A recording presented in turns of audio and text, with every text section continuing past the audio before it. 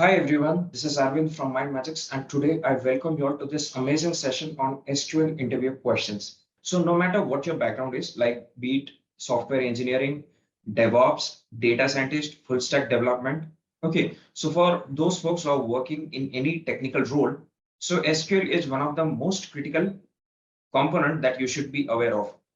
This is going to be a pretty long session. So we have divided this video into three categories. So the first category will be that of beginners. The second category will be of experienced people. And the third category will be of advanced people, like those who are very well experienced with SQL. So in this video, we have tried to cover almost everything under the sun so that you will be aware of all the concepts related to SQL. So without any further ado, let's get started. And before moving ahead, I want you guys to subscribe to MindMajix YouTube channel and also hit the bell icon so that you never miss an update from us. So let's get started. As I've told you that this is the beginner category of questions. Okay, so these questions will be pretty simple. And the first question over here is, what do you understand by database and what does it have? A database can be defined as the structured form of data storage from which data can be retrieved and managed based on the requirements. So basically, a database consists of tables where data is stored in an organized manner, and each table consists of rows and columns to store the data. Data can be stored, modified, updated, and accessed easily in a database. So for example, a bank management database or a school management database are few examples of databases. Okay, so this was a pretty simple question. The next question is, what do you mean by DBMS and RDBMS? So DBMS is nothing but database management system. So this is the software that allows storing, modifying, and retrieving data from a database. And it is a group of programs that act as the interface between data and the applications. So DBMS supports receiving queries from applications and retrieving the data from the database. Okay, and now if you talk about RDBMS, so RDBMS is nothing but relational database management system. RDBMS is also a software that allows storing, modifying, and retrieving data from a database. In relational database, the data in the tables have a relationship. So that's why the R component is present in RDBMS. So besides that, RDBMS is useful when data in tables are being managed securely and consistently. So the next question is, what are query and query languages? So query is nothing but a request sent to a database to retrieve data or information. The required data can be retrieved from a table or many tables in the database. So query language uses various types of queries to retrieve the data from the databases. So SQL, Datalog, and EQL are a few examples of query languages. However, SQL is known to be widely used as a query language. So SQL returns data as columns and rows in a table, whereas other languages return data in forms like graphs, charts, and so on. The next question is, what do you mean by a subquery? So it is a query that exists inside the statements such as select, insert, update, and delete. So it may exist inside a subquery too. So a subquery is also known as an inner query or an inner select. So the statement within a subquery is an outer query or outer select. So just for your reference, I've attached a screenshot over here, which shows us what is a subquery. So in the example shown below, which the maximum unit price is the result that will be returned by the subquery using the select statement. Also, the orders is the value that will be returned by the outer query using the select statement. So over here, as you can see, this is the main query, select ord.sales order ID, and this is another column over here, and there's another column over here called as max unit price. And how do you derive the max unit price? So for that, we have written a subquery. Okay, as you can see here, in this round braces, we have written one query. So this is nothing but a subquery. And I hope you are clear with the example over here. And now you have an idea of what exactly is a subquery. So let's move ahead. So the next question is, what is SQL, and mention its uses? So SQL stands for Structured Query Language, as we have already discussed earlier. So SQL is known as the query programming language. It uses SQL queries to store, modify, and retrieve data into and from databases. So briefly, SQL inserts, updates, and deletes data in databases, creates new databases and new tables, And it also creates views and stored procedures. Apart from that, it also sets permissions on the database objects. So this was all about SQL and its uses. The next question is, what is dynamic SQL and when can you use it? So dynamic SQL is the programming method that allows building SQL statements during runtime. So you can use dynamic SQL when you do not know the full text of the SQL statements which are used in the program until runtime. So moreover, dynamic SQL can execute SQL statements that are not supported by static SQL programs. So dynamic SQL helps to build more flexible applications. The next question is, what do you understand by tables and fields in a database? So tables are the database objects where data is stored logically. So like a spreadsheet, data is stored in the form of rows and columns in the database table. A row in the table represents a record and columns represent the different fields. So fields have different data types such as text, dates, numbers, and links. Okay, so for example, consider the customer database in the screenshot. And in this screenshot, there are rows which consist of the company names and columns consist of the various details of the customers like first name, last name, age, location, and so on. So here number 1 indicates a record and number 2 indicates a field and number 3 indicates the field value. Okay, so as you can see here, this is the thing that we have just discussed. Let's move on to the next question. So what are the different types of tables used in SQL? So this is a very simple question, and as you can see on the screen, these are the various types of tables which are used in SQL: partition table, temporary tables, system tables, and white tables. So now the next question can be, like based on the previous question, what do you understand by temporary tables? So temporary tables only store data during the current session, and they will be dropped once the session is over. With temporary tables, you can create, read, update, and delete records like permanent tables. So here, there's one point that you must understand, that there are two types of temporary tables. So the first one is the local, and the second one is the global temporary table. So local temporary tables are only visible to the users who have created them, and they are deleted the moment user disconnects from the instance of the SQL server. And on the contrary, global temporary tables are visible to all the users, and they are deleted only when all the users who reference the tables get disconnected. So let's move to the next question. And guys, this is a very important question as far as SQL interview is concerned. And this is a basic question also. So what do you mean by primary key and foreign key in SQL? So primary key is a field or a combination of many fields that help identify records in a table. So now you must understand that there can be only one primary key for a particular table. So the table that has a primary key is known as the parent table. Okay, and now if you talk about the foreign key, so a foreign key is the field or a combination of fields of a table that links the primary key of another table. So a foreign key is used to create a connection between two tables. So unlike the primary key, a table can have one or many foreign keys. The table that has a foreign key is also known as the child table. So the next question is, what do you mean by super key and candidate key? So super key may be a single or a combination of keys that helps to identify a record in the table. You must understand that super keys can have one or more attributes, even though all the attributes are not necessary to identify the records. And now if you talk about the candidate key, so candidate key is a subset of the super key, which can have one or more than one attributes to identify the records in the table.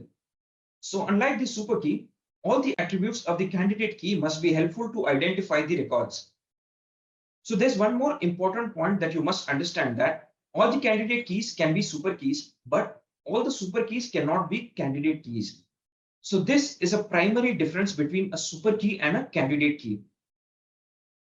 The next question is, what do you understand by composite keys? So composite key is a combination of two or more columns in a table that are used to identify a row in the table. So you must know that a combination of columns is essential in creating composite keys, because a single column in a composite key cannot identify a row in a table.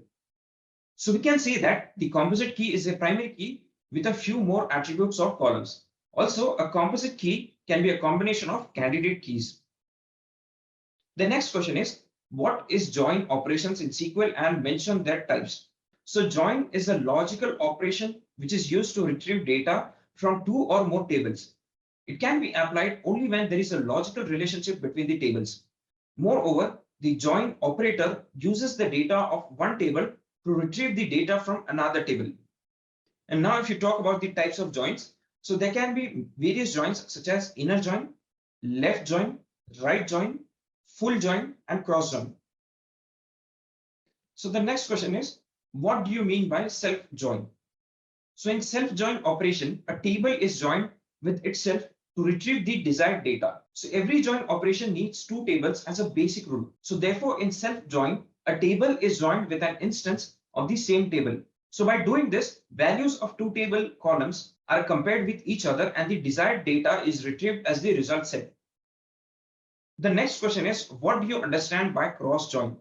So cross join is basically the Cartesian product type in which each row in the table is paired with all the rows of another table. So the result set will be paired combination of the rows of two tables. So generally, a cross join is not preferred by developers as it increases the complexity in programs when there are many rows in the tables. But it can be used in queries if you identify normal join operation won't be effective for your query. So using a cross join depends entirely on the scenario at hand. The next question is, what are SQL constraints? So SQL constraints specify conditions for a column or a table to manage the data stored in the tables effectively. And now if you talk about the types of SQL constraints, so there are various constraints such as not null, unique, check, default, create index, primary key, and foreign key. The next question is, what are local and global variables? So local variables are declared inside a function so that only that function can call them. They only exist until the execution of that specific function. So generally, local variables are stored up in stack memory and cleaned up automatically. And now if you talk about the global variables, so they are declared outside of a function. They are available until the execution of the entire program. So unlike local variables, global variables are stored in the fixed memory and not cleaned up automatically. The next question is, what is an index in SQL and mention its types? So an index is used to retrieve data from a database quickly. So generally, indexes have keys taken from the columns of the tables and views. So we can say that SQL indexes are similar to the indexes in the books that help to identify pages in that book quickly. So there are two types of indexes. So the first one is the clustered index and the second one is the non-clustered index. The next question over here is, mention the different types of SQL commands or SQL subsets. So as you can see on the screen, these are the various types of SQL commands. So the first one is the DDL or the data definition languages. The second one is the DML or the data manipulation language. Third one is the DCL, which is the data control language. Next you have is TCL, which is the transaction control languages. And the last one is the data query language or the DQL. So all of the statements or the commands that you use in SQL fall in either one of this category. So the next question is, which is based on the previous question. So what are the various types of commands which are used in SQL subsets? So as you can see on the screen, these are the various types of statements that can be used in each of this category. So these categories we have discussed in the previous part. So if you talk about the DDL, which is the data definition languages. So these are the statements that you can use over here: create, drop, alter, truncate, add column, and drop column. And now if you talk about the DML or the data manipulation language, so basically there are three statements over here: insert, delete, and update. Now if you talk about DCL or the data control language, so here you can use statements starting with grant and revoke. After that, in the transaction control language, there are statements such as commit, rollback, save point, and set transaction. And the data query language or the DQL, so there's only one statement over here which is nothing but select. So let's move ahead. So can you brief on a few DDL commands? So here the interviewer wants to know whether you have in-depth knowledge of the DDL commands. So these are the four statements over here. As you can see, alter, create, drop, and truncate. So if you talk about the alter, So this command allows changing the structure of a table. The next statement over here is the create. So what is its use? So it allows the creation of database objects such as tables, views, and indexes. Next statement over here is the drop. So this command allows removing database objects from a database. And the last statement over here is the truncate. So this command helps to delete all of the rows of a table permanently. So the next question over here is, can you brief a few DML commands? Okay, so as you can see on the screen, these are the various DML commands: insert, delete, update. So what is the use of insert? So this command allows inserting a data into a table of a database. And if you talk about the delete statement, so this command allows deleting specific rows from a table. The third statement over here is the update. So this command allows modifying a data in a table. Next question is, can you brief a few DCL commands? So as you can see on the screen, these are the 3 DCL commands. The first one being the grant.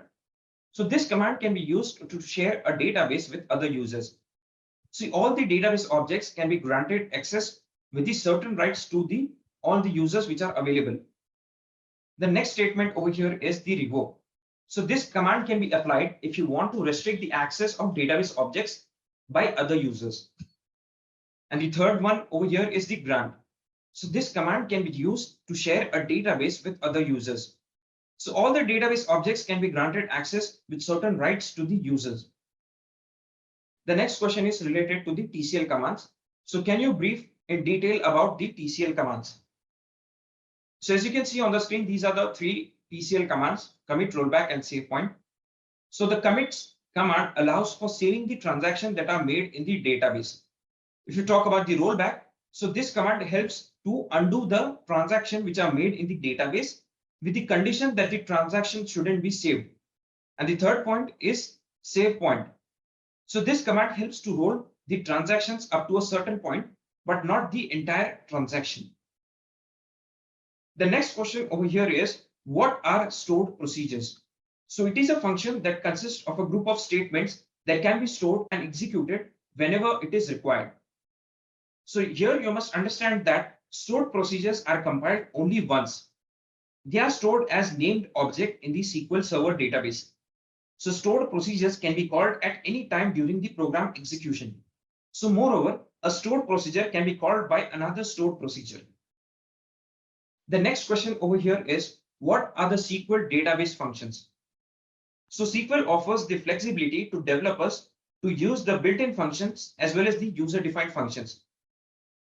So if you talk about the various types of functions, so these are the functions as you can see on the screen which are present in SQL. So the first one is the aggregate function. Next you have the analytics functions. The third one is the ranking function. After that you have the row set functions, and then you have the scalar functions.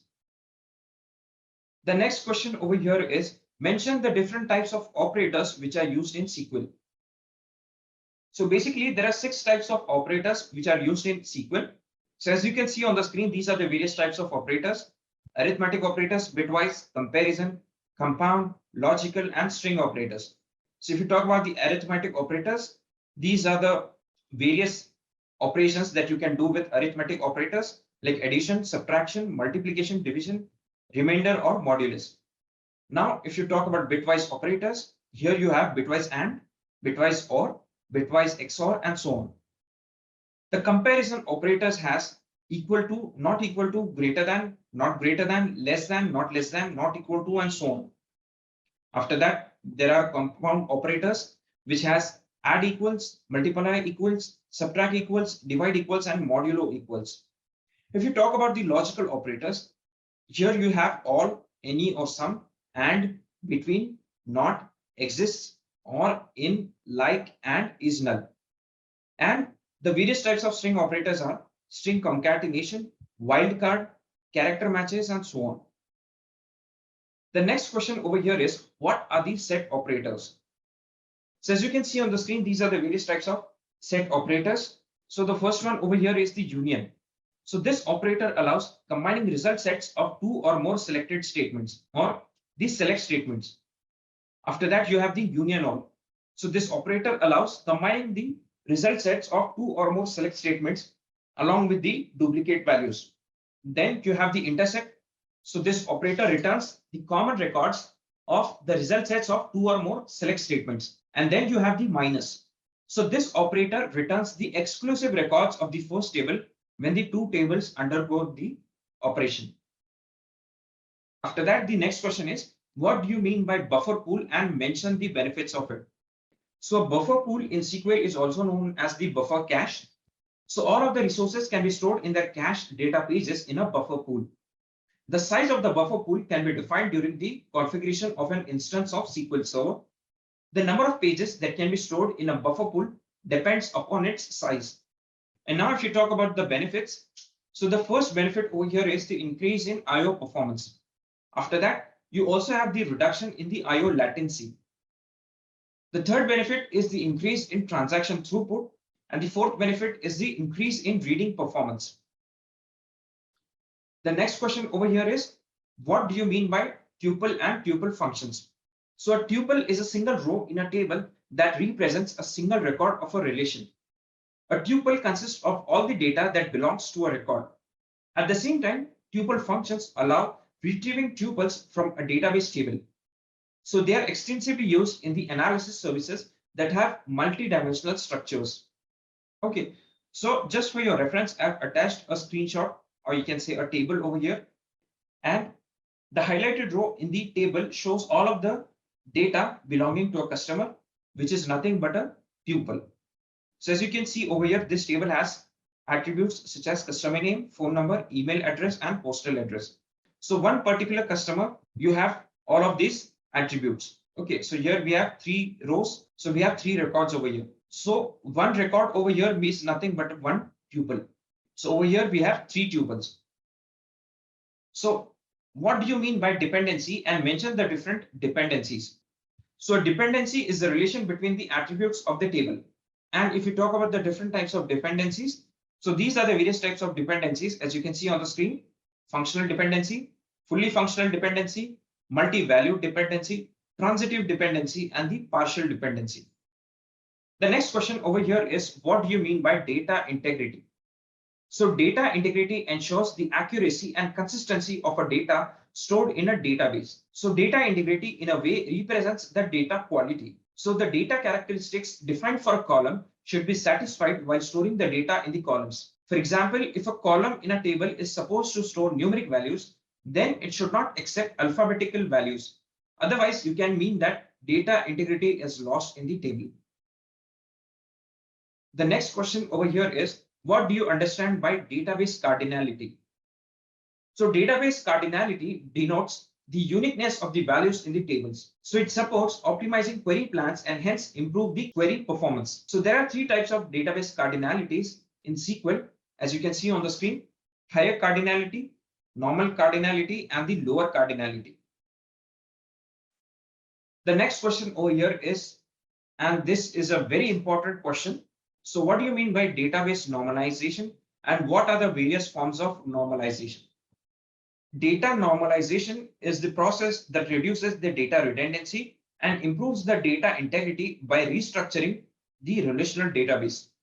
And now if you talk about the various types or various forms of normalization, so as you can see on the screen, these are the various types, which is the first NF or the first normal form, or you can say 1NF. The second one is the second normal form or 2NF. Then you have the third normal form, which is the 3NF. After that, you have the Boyce Codd normal form or the fourth normal form, which can be called as BCNF or the 4NF. The next question over here is, what do you mean by cursor and how do you use it? So in general, the result set of a SQL statement is a set of rows. So if we need to manipulate the result set, we can act on a single row of the result set at a time. So cursors are nothing but extensions to the result set and help point a row in the result set. So here the pointed row is known as the current row. So now if you talk about the uses of cursors, so cursor positions a row in a result set. It supports retrieving the current row from the result set. It supports the data modifications in the current row, and it allows SQL statements in stored procedures, scripts, and triggers to access the result set. The next question over here is, and this question basically is an extension to the previous question. So this question says, mention the different types of cursors. So basically, there are 4 types of cursors, as you can see on the screen: forward only, static, key set, and dynamic. So if you talk about the forward only cursor, so it is known as the firehose cursor that can make only a forward movement. The modification made by the current user and the other user is visible while using this cursor. As it is the forward moving cursor, it fetches the rows of the result set from the start to end serially. If you talk about the static cursor, so this cursor can move forward and backwards on the result set. Here, only the same result set is visible throughout the lifetime of the cursor. In simple words, once the cursor is open, it doesn't show any changes that are made in the database that is the source for the result set. If you talk about the key set cursor, so this cursor is managed by a set of identifiers known as keys or key sets. So here the key sets are built by the columns that derive the rows of a result set. So when we use this cursor, we can't view the records which are created by other users. So similarly, if any user deletes a record, so we cannot access that record. And now if you talk about the dynamic cursor, so unlike static cursor, once this cursor is opened, all of the modifications performed in the database are reflected in the result set. So statements such as update, insert, and delete made by other users can be viewed while scrolling this cursor. So the next question over here is, what do you mean by entity and relationship? So entities are real-world objects that are individualistic and independent. So rows of a table represent the members of the entity and column represents the attribute of the entity. For example, a list of employees of a company is an entity where employee name, ID, address, and so on are the attributes of that entity. So relationship indicates how entities in a database are related to each other. So in simple words, how a row in a table is related to the other rows of another table in a database. So this relationship is made using the primary key and the foreign key. So there are 3 types of relationships in DBMS, such as one-to-one relationship, one-to-many relationship, and many-to-many relationship. So the next question over here is, what do you mean by a trigger, and mention the various types of triggers? So triggers are nothing but special stored procedures. So when there is an event in the SQL Server, triggers will be fired automatically. And in SQL, there are 3 types of triggers, as you can see on the screen: logon triggers, DDL triggers, and DML triggers. So logon triggers get fired when a user starts a logon event. The DDL triggers are fired when there is a DDL event. And the DML triggers are fired when there is a modification in data due to DML. The next question over here is, what is a schema in SQL, and mention its advantages? So schema represents the logical structures of the data. So using schemas, the database objects can be grouped logically in a database. So schema is useful for segregating database objects based on different applications, controlling access permissions, and managing a database security aspects. So in simple words, schemas ensure database security and consistency. And now if you talk about the advantages of schema, so schemas can be easily transferred. The next point is, you can transfer database objects between schemas. And the third point over here is that the schemas protect database objects and achieves effective access control. The next question over here is, what are the types of UDFs? So UDFs are nothing but user-defined functions. And basically there are 3 types of user-defined functions, as you can see on the screen: user-defined scalar functions, table-valued functions, and system functions. The next question over here is, what is the difference between char and varchar data types?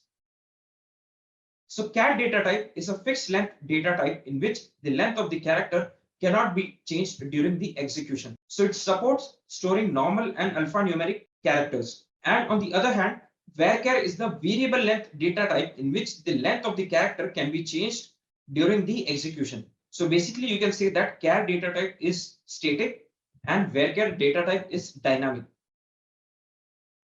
The next question is, mention the different types of aggregate functions which are used in SQL. So if you talk about the aggregate functions, so these are the various aggregate functions which are present in SQL. such as count, sum, average, max, and mean. So the next question over here is, what are the case manipulation functions which are used in SQL? So as you can see on the screen, these are the various case manipulation functions in SQL, such as lower, upper, and init cap. So basically the use of these functions is for strings, or you can say the alphabets. So if you want to convert any word into lowercase character, so you can use this lower. Similarly, if you want to convert a word into uppercase, so you can use this function. And the third function is the init cap, in which only the initial character of that particular word or the string will be capital and rest of the things will be in lowercase. The next question is, what are the character manipulation functions which are used in SQL? As you can see on the screen, these are the various types of character manipulation functions in SQL, such as concat, substring, length, instring, lpad or the left padding, rpad or the right padding, trim, and replace.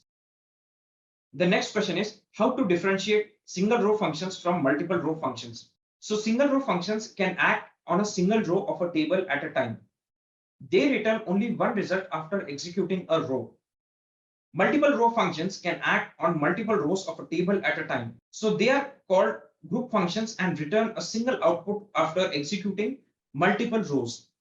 So before moving to the next question, I want you guys to know that the first 45 questions that we have just discussed was in the beginners category.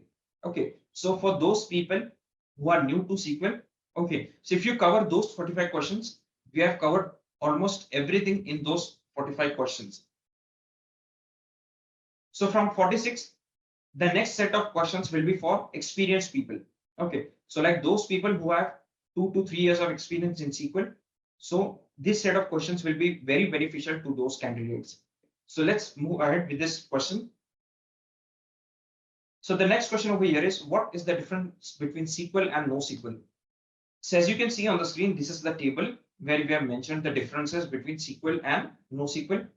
So SQL works on relational databases, whereas NoSQL works on non-relational databases. So SQL stores data in tables based on schema so that data are organized and structured. Okay, so in NoSQL, no specific method is followed for data storage, so it offers flexibility in storing data. If you talk about the SQL, so here it is easy to execute the complex queries, whereas in NoSQL, it is very difficult to execute complex queries. So scaling is performed vertically, increasing the process power of servers. And in NoSQL, the scaling is performed horizontally, adding more servers and nodes. Okay, so basically in SQL, we have the vertical scaling, and in NoSQL, we have the horizontal scaling. So in simple words, vertical scaling is nothing but increasing the capacity of the existing servers. And the horizontal scaling is nothing but adding more nodes rather than increasing the capacity of the existing servers. What you do is you add more servers along with the existing servers. So this is nothing but the horizontal scaling. So if you talk about SQL, so SQL satisfied ACID properties such as atomicity. I repeat. So if you talk about SQL, so SQL satisfied ACID properties such as atomicity, consistency, isolation, and durability. Okay, and the NoSQL databases follows the CAP theory, which is nothing but out of consistency, availability, and partition tolerance, any two parameters can be present in any SQL database. And this is the most important criteria of a NoSQL database. So this was the difference between SQL and NoSQL. The next question over here is, what is the difference between SQL and MySQL? Okay, so SQL is the programming language and MySQL is the RDBMS, or you can say the Relational Database Management System. So SQL is used for querying the relational database systems, whereas MySQL is used to store, modify, and delete data in a database in an organized manner. So SQL is a licensed product of the Microsoft. Okay, whereas MySQL is open source platform managed by Oracle Corporation. So SQL provides adequate protection to SQL servers against the intruders. Okay, so if you talk about MySQL, so since it is open source, security cannot be reliable over here. If you talk about SQL, it doesn't support any connectors. So in case of MySQL, support connectors are available such as the workbench tool, which is used to build the databases. So this was all about the difference between SQL and MySQL. The next question over here is, what is the difference between index and view? So generally, an index is created in a separate table. So they are the pointers that indicate the address of a data in a database table. So an index helps speed up the querying and the data retrieval process in a database. And now if you talk about the view, so view is a virtual table created from rows and columns of one or more tables. So the main thing about a view is that rows and columns are grouped logically. So with the support of the views, you can restrict access to the entire data in the database. The next question over here is, what is the use of views, and mention the various types of views in SQL. So views are the virtual database tables created by selecting rows and columns from one or more tables in a database. So they support developers in multiple ways, such as simplifying complex queries, restricting access to queries, and summarizing data from many tables. So basically, there are two types of views, as you can see on the screen, the system-defined views and the user-defined views. So system-defined views can be used for specific purposes and perform specific actions only. It provides all of the information and properties of database and tables. And if you talk about the user-defined views, so they are created as per the requirements of the users. So they are routines that accept parameters, perform complex functions, and return a value. The next question over here is, compare long and LOB data types. So this table over here helps us understand the difference between long and LOB data type. So if you talk about the long data type, so it helps in storing large scale semi-structured and unstructured data. Whereas if you talk about the LOB data type, so it is known as the large object. It is used to store large size data. So now if you talk about the actual size of data, so long stores up to 2 GB of data and LOB stores up to 4 GB of data. If you talk about the long data type, so it is very difficult to maintain, whereas the LOB data type supports manipulating and accessing data easily. In the long data type, a table can have only one long column, whereas in LOB data type, a table can have multiple LOB columns where LOB type data is stored. So in the long data type, subqueries cannot repeat. So in the long data type, subqueries cannot select long data types, whereas in LOB data type, subqueries can select LOB data types. And the last point of comparison over here is that in long data type, access data is done only sequentially. And in LOB data type, accessing data can be done randomly. Okay, I hope this clears the difference between the long data type and the LOB data type. So the next question over here is, what is the difference between zero and null values in SQL? So when a field in a column doesn't have any value, it is said to be having a null value. So in simple words, null is the blank field in a table.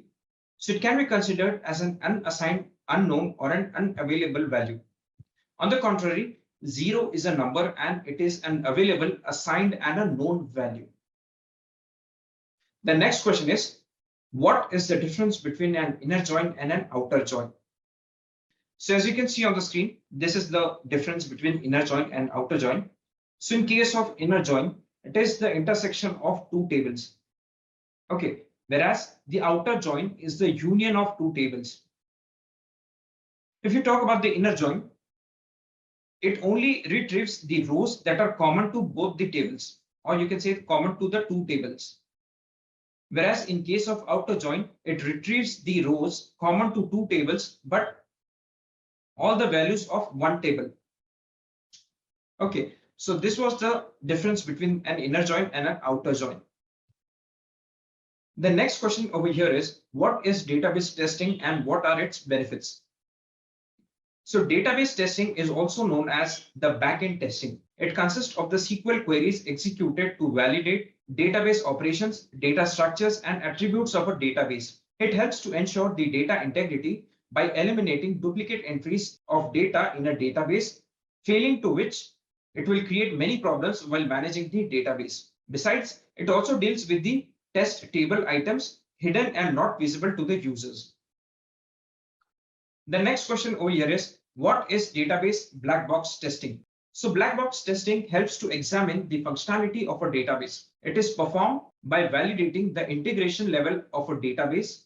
The incoming and the outgoing data are verified by various test cases such as the cause-effect graphing technique, equivalence partitioning, and boundary value analysis. So this kind of testing can be performed at early stages of the development to ensure better performance. The next question over here is, what is the use of defaults in SQL?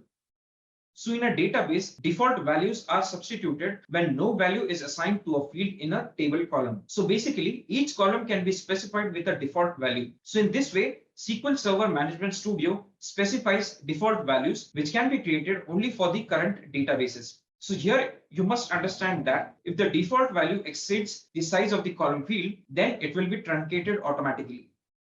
The next question over here is, what do you mean by SQL injection and how can you avoid it? So SQL injection is a malicious attack sent targeting a SQL Server instance. So it is usually sent through strings of statements and passed into SQL Server for execution. So to avoid SQL injection, all the statements must be verified for malicious vulnerabilities before allowing for execution. So in addition to that, the following methods can be applied to avoid SQL injections, such as using type-safe SQL parameters, using parameterized input with stored procedures. You can also use filtering inputs. Apart from that, you can use reviewing codes and wrapping parameters. So these are some of the techniques which you can use to avoid SQL injections. The next question over here is, what do you mean by autonomous transaction? So an autonomous transaction is an independent transaction initiated by a transaction that is the main transaction. So this holds the main transaction. It performs SQL operations and commits or rollbacks. So after that, it resumes the main transaction. So here you must note that autonomous transaction doesn't share locks and resources with the main transaction. The next question over here is, write the SQL statements that can be used to return even number records and odd number records. So guys, here you must understand that this is a scenario based question. So here the interviewer wants you to write a few SQL statements. So in this case, you have to write two statements which will return even number records and odd number records. So suppose your database has 100 records in the table, in the database table. So in the first query, you have to return the records which are even number based, such as 2, 4, 6, 8, and so on. And in the second query or the second statement, you have to retrieve the records which are odd based, such as 1, 3, 5, 7, and so on. So for retrieving the even number records from a table, we can use the statement such as select star from table. So table basically here means the table name, where ID, which is the first column of the table, and this is the modulus, or you can say the remainder operator, and this is 2, which is equal to 0. Okay, so if you divide the ID of the table with 2, and if the remainder is 0, so you have to retrieve all of those records. So this is the statement that you can use for this purpose. And if you talk about the records which are odd number based from the table, so for that you have to use, so based on this one, select star from table, which is basically the table name, where ID modulus 2 or the remainder 2 is not equal to 0. Okay, so here all of the records will be fetched which are based on odd numbers. So let's move to the next question. So what do you mean by alias in SQL?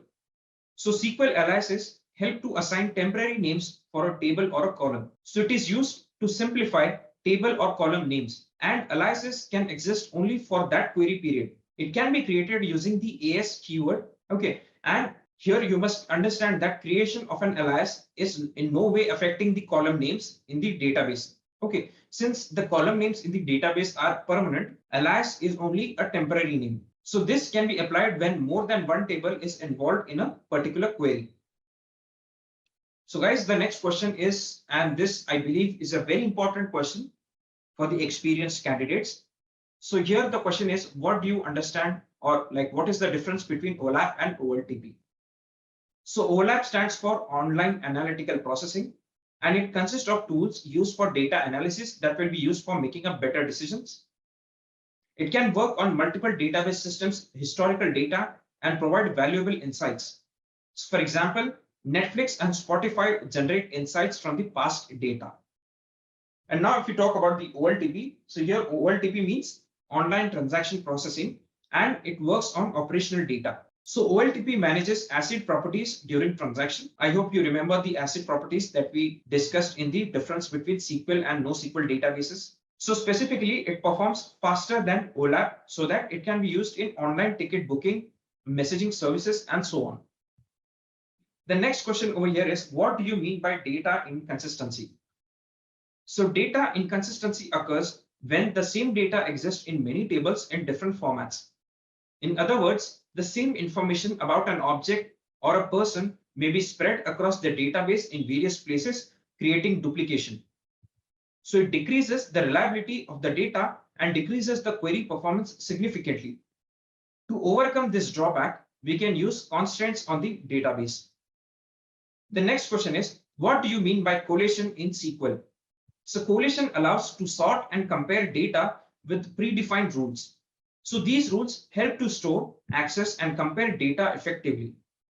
The collation rules are applied while executing insert, select, update, and delete operations.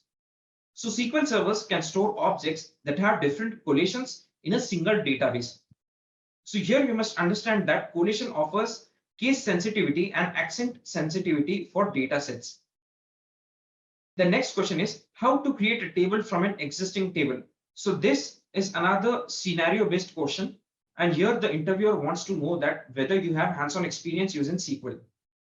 So copy of a table can be created from an existing table using the combination of create and select statements. So using these statements, you can select all the columns or specific columns from an existing table. So as a result, the new table will be replaced with all of the values of the existing tables. So here the where clause can select the specific columns from the table. And now if you talk about the syntax, so as you can see on the screen, this is the syntax for creating a table from an existing table. So create table and the new table name, and this is the AS part. AS part is nothing but an alias, as we had discussed in the previous part of this session. And here you have the select query. So select column 1, column 2, and any number of columns from existing table name, which is the base table or the parent table from which we are creating another table. Okay. And after that, you specify the where clause. And what do you specify over here? So here you can specify the condition that you want for selecting the columns from the existing tables. Okay. So suppose there are 5 columns in this existing table.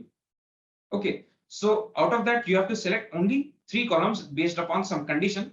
So that condition can be specified in this where clause, or you can say the where part of this create. Okay. So this is the overall syntax of creating a table from an existing table. So the next question over here is how to fetch common records from 2 tables. So we can fetch common records using intersect commands in SQL. So the main thing about this statement is that it returns only the common records. It means that this statement helps to eliminate duplication of data. And now if you talk about the syntax, so as you can see on the screen, this is an example that we have used over here. So select customer ID from sales.customers, and here we are using this intersect. Okay, and what do you mention in intersect? So here you mention another query, select customer ID from sales.orders, where, and this is the condition, where month order date equal to December. Okay, so here in this query, we are selecting the customer IDs from the orders and of particular month, December. Using this query, we will fetch common records from 2 tables, sales.customers and sales.orders. The next question is, what are the common clauses used with select statements? So the common clauses such as for, order by, group by, and having are used with the select statements. So if you talk about the for clause, so it specifies the different formats for viewing the result sets such as browser mode cursor, XML, JSON, and so on.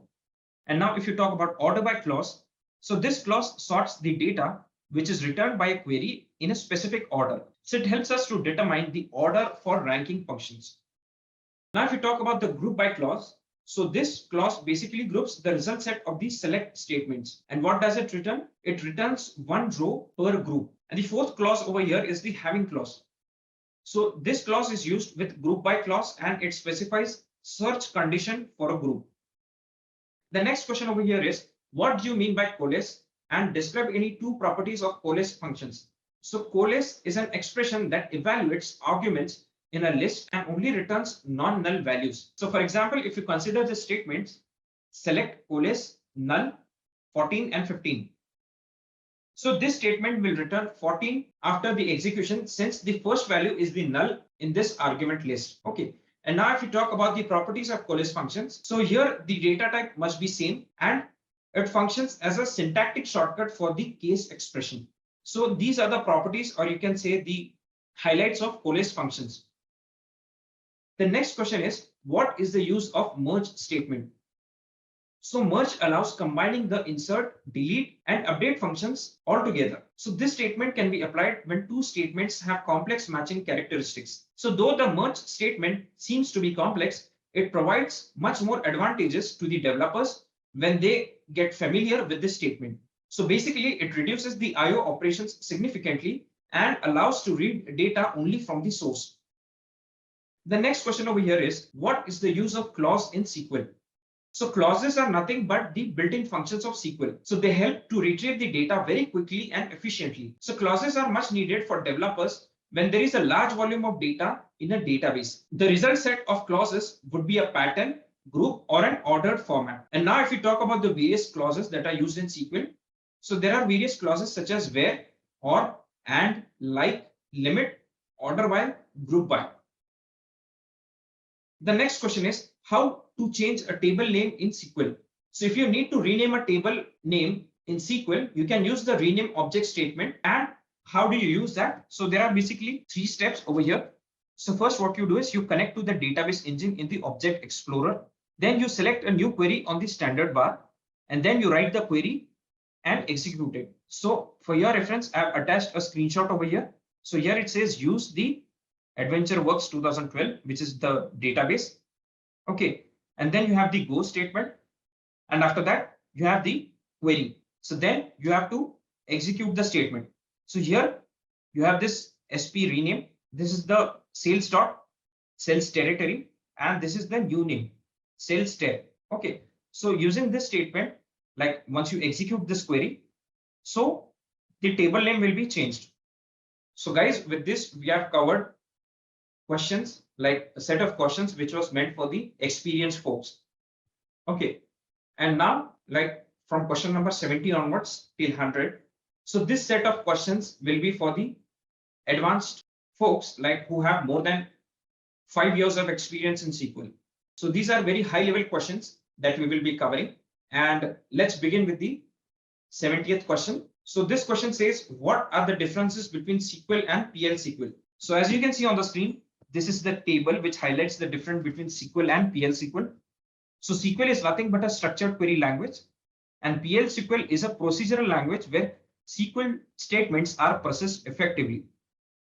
In case of SQL, only a single operation can be performed at a time, whereas in case of PL SQL, group of operations as a single block can be performed at a time. In case of SQL, it executes the queries such as create table, delete table, and insert table, like insert into tables. And in case of PL SQL, it is used to write program blocks, functions, procedures, triggers, packages, cursors, and so on. So SQL is mainly used to retrieve data from databases and modify the tables. And if you talk about the use of PL SQL, so it is used for creating web applications and server pages. If you talk about the processing speed of SQL, so here this processing speed is very low. And in case of PL SQL, the processing speed is comparatively faster than the SQL. I hope this clearly highlights the difference between SQL and PL SQL. So the next question is, what are the advantages of PL SQL functions? So as you can see on the screen, these are the advantages of PL SQL functions. So The first point over here is it has tight interaction with SQL. Next, it has high performance and productivity. After that, you also have high portability and scalability with PL SQL functions. The next point is that PL SQL functions are highly flexible and secure.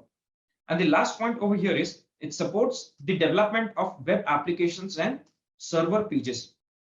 The next question over here is difference between char and varchar data types in SQL. So as you can see on the screen, this table is here to highlight the difference between char and varchar. So in char, it is a fixed length character string data type. And in case of varchar, it is variable length character string data type. So in case of char, the data type can be a single byte or multiple bytes. In case of varchar, it can accept character strings up to 255 bytes. So the char data type can be used when the length of the character is known, whereas varchar data type is used when the character length is not known beforehand or it is not clear. The character data type uses static memory location, whereas the varchar data type uses the dynamic memory location. So char data type is used when the character length of the data is same, and varchar data type is used when the character length of the data is variable or not same. The next question over here is how can you avoid duplicate keys in SQL? We can eliminate duplicate keys in SQL by using the following methods. So if you use these following methods, so you will be easily able to avoid duplicate keys in SQL. So the first point over here is using insert into select. Then you can use where not in. Then you can also use where not exists and then the condition. You can also use if not exists. And the last point over here is using count star equal to 0. And you must note here that the star is mentioned in the round braces. The next question over here is brief the factors that affect the functionalities of a database. So basically, there are 5 factors that affect the functionality of the database, as you can see on the screen. And these 5 factors are workload, throughput, resources, optimization, and contention. The next question over here is list out the factors that affect the query performance. So as you can see on the screen, these are the factors that affect the performance of the queries, such as number of nodes, processors, and slices. After that, node types, data distribution, data sort order, dataset size, concurrent operations, query structure, and code compilation. The next question over here is difference between union and intersect statements. So if we talk about the union, it is the operator that returns a single result set for 2 separate queries. And this operator functions based on specific conditions. And now if you talk about the syntax of union, so here basically what you do is you write the first query and then you use this keyword, or you can say the operator union, and then you write the second query. And if you talk about intersect, so this operator returns only the distinct rows from 2 separate queries. And the syntax for that is query 1, then the intersect word, and then the query 2. The next question is, what is the difference between drop and truncate statements? So as you can see on the screen, this is the table that highlights the difference between drop and truncate statement. So if you use drop, so it removes the whole database. And if you use the truncate statement, it removes a table or data or index. So if you talk about the drop, so all of the constraints will be removed after the execution of the drop function. And if you talk about the truncate statements, so constraints don't get affected because of the execution of truncate statement. So in case of drop statement, so the structure of the data will also be removed. And in case of truncate, the structure of the data will not be affected. The drop is a relatively slow process, whereas the truncate is faster than the drop statement. The next question is, what is the use of select distinct statement? So basically, this statement is used to select distinct values from a table. So the table might consist of many duplicate records, whereas this statement helps to return only distinct values. So if you want to select unique records or distinct records from a table, so here in that case, you can use this select distinct statement. And how do you use that statement? So this is the syntax, as you can see on the screen. Select distinct, column 1, column 2, or you can specify as number of columns that you want from the table name. The next question is, how can you differentiate between the rank and dense rank functions? So both rank and dense rank are used as the ranking functions, which perform the ranking of the data based on specific conditions. So when the rank statement is executed, it returns ranking of values of a table based on specific conditions. So at the same time, the result set skips positions in the ranking if there are the same values. So simply put, there will be discontinuity in the numbering of the ranking. On the other hand, when the rank dense function is executed, it doesn't skip any position in the ranking of values, even though there are the same values present in the table. So it returns continuous numbering of the ranking. So just to elaborate the difference between rank and dense rank functions, so here I've attached a screenshot. Okay, so as you can see here, we have this various columns for this table, such as R, DR, first name, last name, month, and sold products. So here R is basically the rank function and DR is the dense rank function. So as you can see here, the values for R and DR are not the same. The next question is, what is the difference between in and between operators? So both in and between operators are used to return the records for multiple values from a table.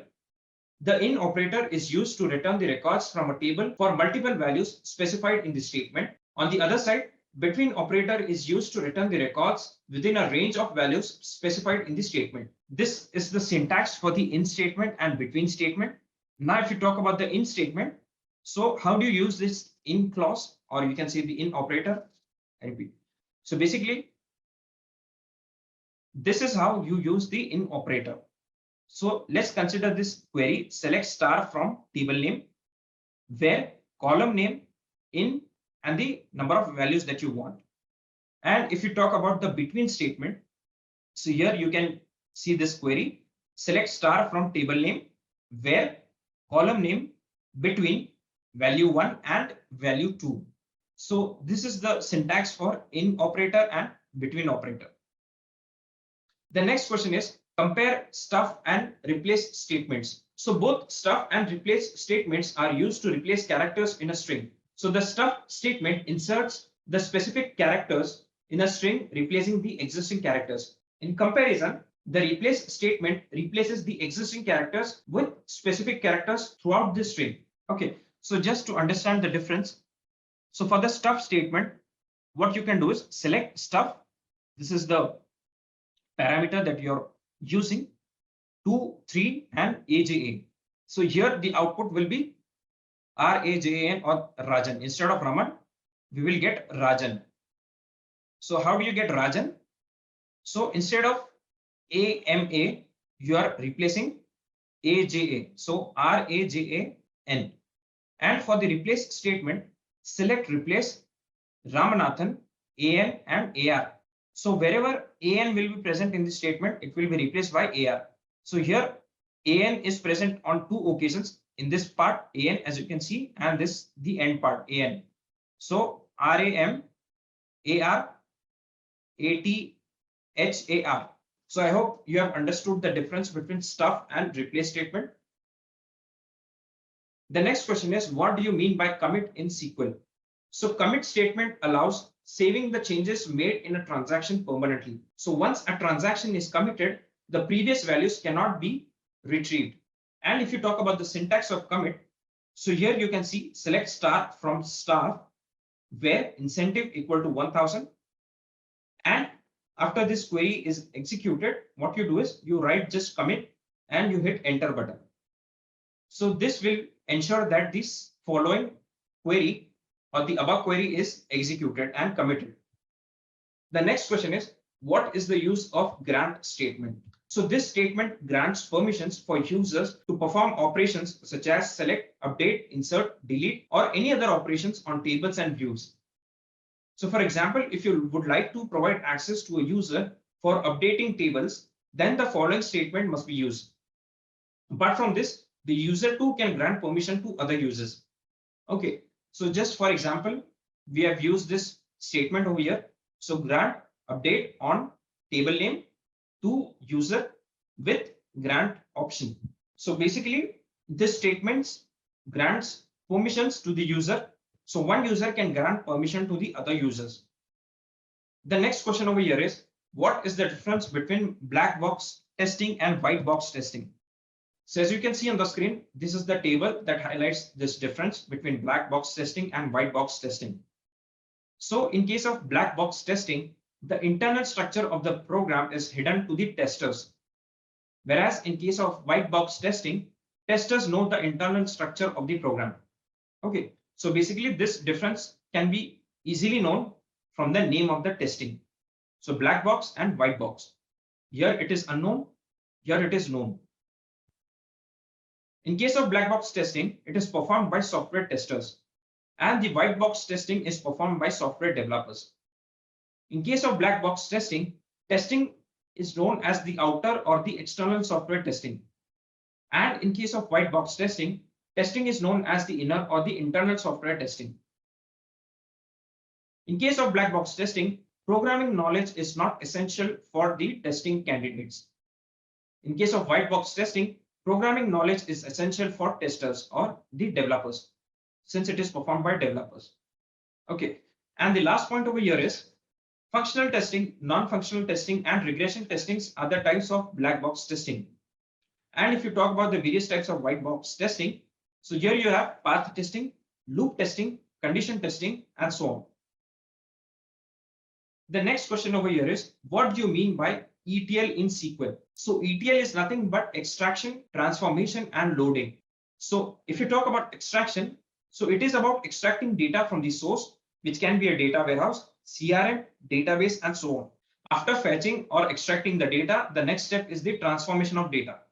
So it includes many processes such as data cleansing, data standardization, removing duplicate values, data verification, sorting, and so on. And the last step is the loading of the data. So once the data is extracted and transformed, what you do is you load the data into the target.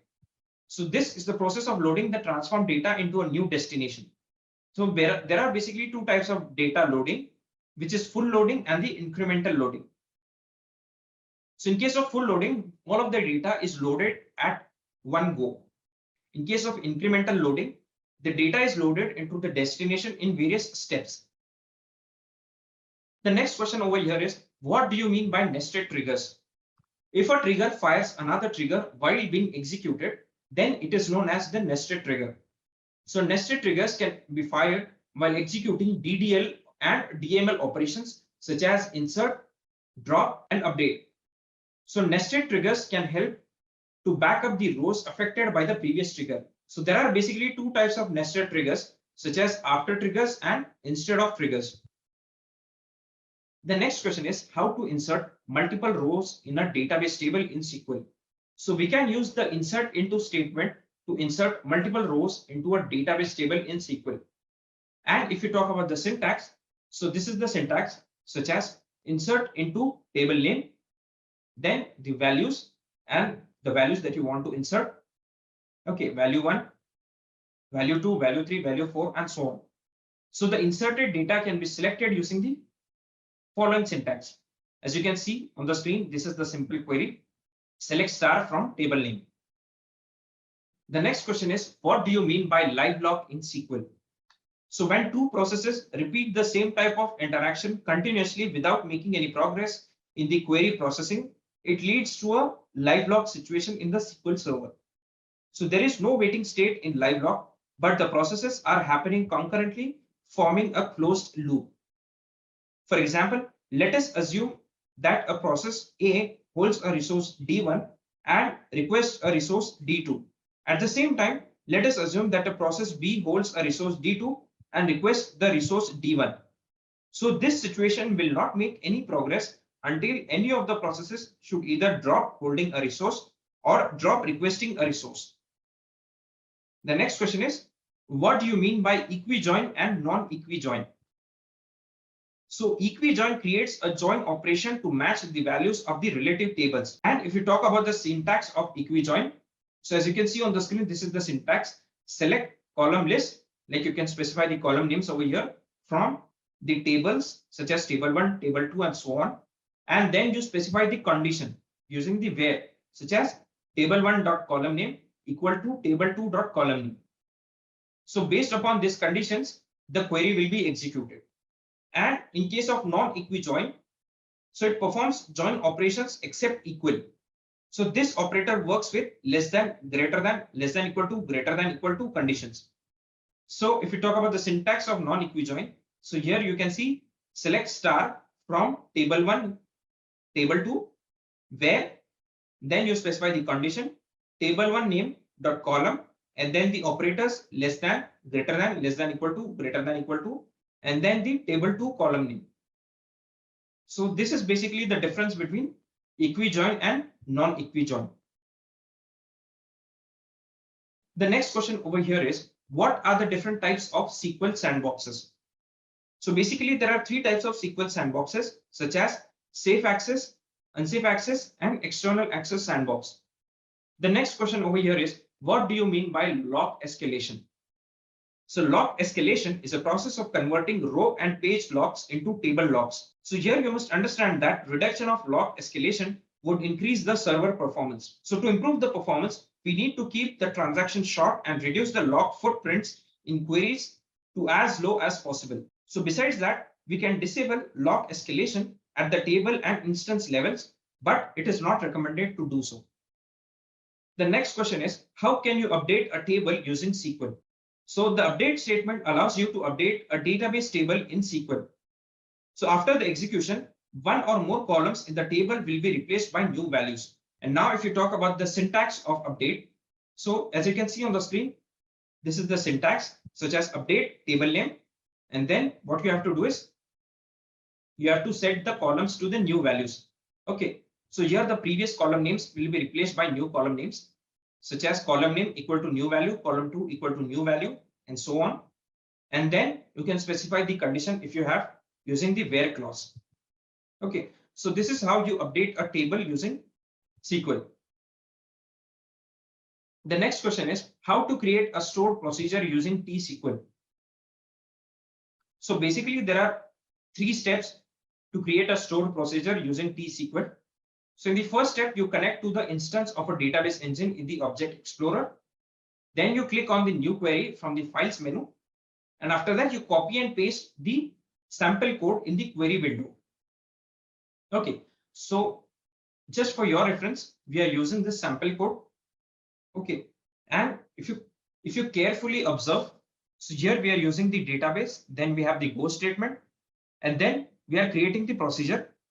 Okay, so for creating the procedure or the stored procedure, what we do, create procedure, and then the name of that procedure, and then the various columns that we have, and then we use the alias using AS. Okay, so set no count on, select first name, last name division from HR.employee division history, where first name equal to this first name and last name equal to this last name, and end date is null, and then the go statement. So basically we have created a stored procedure over here. And once you write this stored procedure, what you can do is you can execute one statement to run the newly created stored procedure. And which is that statement? Execute hr.get employees test2, and then this columns. The next question over here is, what do you mean by delete cascade constraint? So when a foreign key is created under this option, and if a referenced row in the parent table is deleted, the referencing rows in the child table also get deleted. On the similar tracks, when a referenced row is updated in a parent table, the referencing rows in the child table also get updated. The next question is, what are the different types of indexes in SQL? So basically there are 4 types of indexes in SQL, such as single column indexes, unique indexes, composite indexes, and implicit indexes. The next question is, what do you mean by auto-increment? So auto-increment is a unique number that will be generated when a new record is inserted into a table. So mainly it acts as the primary key for the table. Okay, and if you talk about the syntax of auto-increment, so here you can see identity, And then in round braces, you have the starting value and the increment value. The next question over here is, what do you mean by pattern matching? So we can use the like command in SQL to identify patterns in a database using character strings. So generally, a pattern may be identified using a wildcard character or regular characters. So pattern matching can be performed using both the wildcard characters and string comparison characters. However, the pattern matching through wildcard characters is more flexible than using the string comparison characters. The next question is, what is the difference between blocking and deadlocking? So blocking is a phenomenon that occurs when a process locks a resource A and at the same time, the resource is requested by another process B. So now the process B can access the resource A only when the process A releases the lock. So the process B has to wait until the process A releases the lock. So the SQL server doesn't interfere and stops any process in this scenario. On the contrary, the deadlocking phenomenon occurs when a resource A is locked by process A and the same resource is requested by another process B. So similarly, a resource B is locked by process B and requested by process A. So this scenario causes a deadlock situation and it is a never-ending process.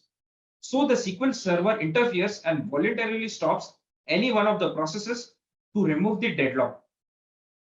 So in case of blocking, the SQL server doesn't interfere. And in case of deadlock, the SQL server interferes and stops the processes. The next question is, what is the difference between coalesce and isNull function? So coalesce function returns the first value that is non-null in the expression, whereas isNull is used to replace the non-null values in the expression. So if you talk about the syntax for coalesce function, so here you can see select columns, coalesce and the expressions from table name. And the expressions are specified in the round brackets. And if you talk about the syntax of isNull, so here you can see select columns, then comma and isNull, and then you have to specify the column names and the value to replace with. And then you have the from table name. So this was the difference between coalesce and isNull function. The next question over here is, what is the difference between NVL and NVL2 functions in SQL? So both the functions are used to find whether the first argument in the expression is null. The NVL function in the SQL query returns the second argument if the first argument is null. Otherwise, it returns the first argument. The NVL2 function in SQL query returns the third argument if the first argument is null. Otherwise, the second argument is returned. I hope this highlights the difference between NVL and NVL2 functions. So with this, we have come to the end of the session on SQL interview questions. Guys, we have tried to cover maximum questions over here. And as I've already mentioned, there were 3 categories of questions in this video: beginners, experienced, and the advanced. So if you have an interview scheduled in few days, so if you go through this video, so basically you will be revising the concepts. Like each and every concept that is related to SQL will be revised if you see this video from start till the end. So if you have any queries related to this video, then you can write them in the comment section below, and we will help you sort all your queries and doubts. So thank you so much for being with us and have a good day.